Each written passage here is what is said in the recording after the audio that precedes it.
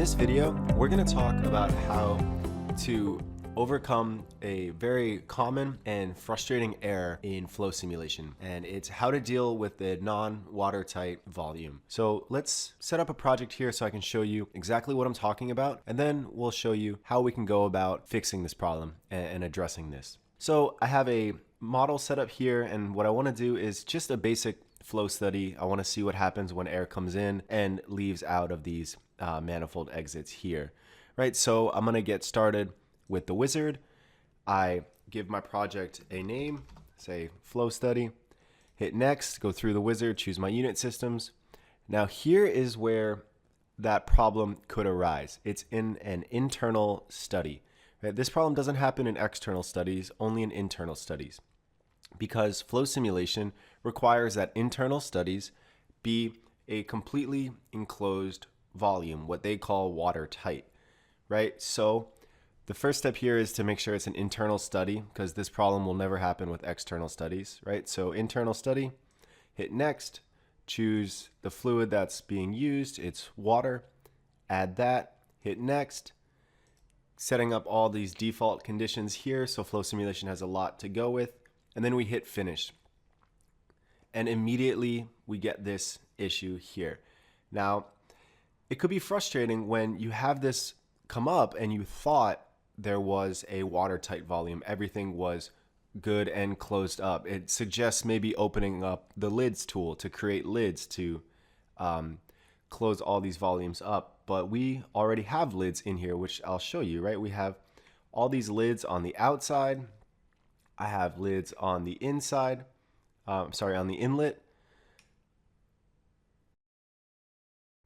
So I have this listed down here showing me it's a non-watertight model.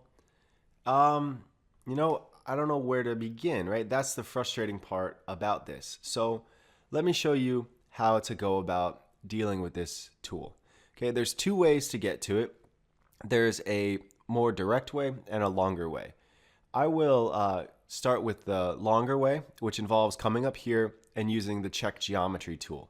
I use the check geometry tool to check to see if it can be done in an internal analysis. And it says, it can't because it's a non-watertight model. It failed. The fluid volume here is at 0. When the fluid volume is at 0, that means there's no enclosed space in this model. The reason that is because there's a hole somewhere in this model.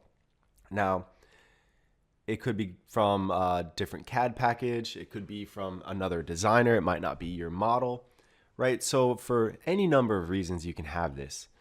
So we've done that step, and now this is the tool that we're looking for, the leak tracking tool. I could click this, and then we can use that tool, or I can directly enter that tool through the flow simulation menu under tools, under flow simulation tools, and then leak tracking right here. This is the tool that we want to use. Okay, we click on this, and then all we're going to do is basically click a face that's on the outside and then a face that's on the inside. And then what it does is it goes through and it tries to find a path, right? So I'm going to just create a section view here so I can click on the inside here. I'll click right here on the inside face there.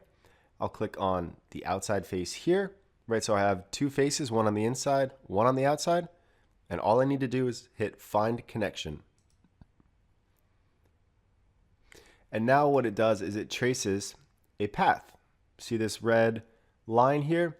It's showing me kind of how these faces are connected, and I can come over here and I can look, and it brings me right to where that thing is, right? If I look really closely up in here, this is that little hole that was causing that issue. Now, it doesn't directly identify exactly where it is right away. You have to interpret this a little bit, but what it does is it traces a path, brings you towards the right area so that then you can address this issue. Okay, so I was able to do that. I can click on this. It tells me it's lid 7. I see that there's a cut in there. All right, well, let me get rid of that cut. It comes back in there. We can reset this, reset everything. And now we see that it's a watertight model. Let me get rid of my section view. And like that, as you can see, the fluid volume non-watertight error goes away, and then you can proceed with your study. Hope that helps you avoid getting that really frustrating error in flow simulation where you really don't have any idea where to go about solving it. Right? So it's the check geometry tool and the leak tracking functionality